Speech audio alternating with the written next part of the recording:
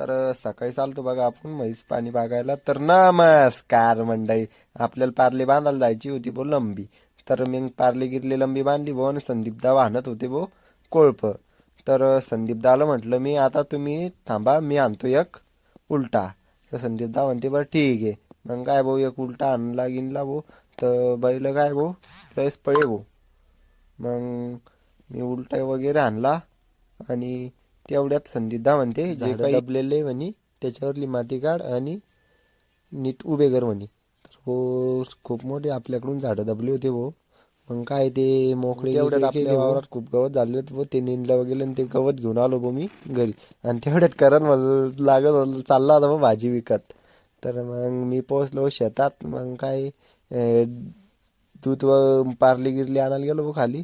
Parly गिरलीवर आणली, पाणी guinea पाजली भाऊ. आणि आज काही आपल्याला पार्लीनं दूध काढू गेलं नाही.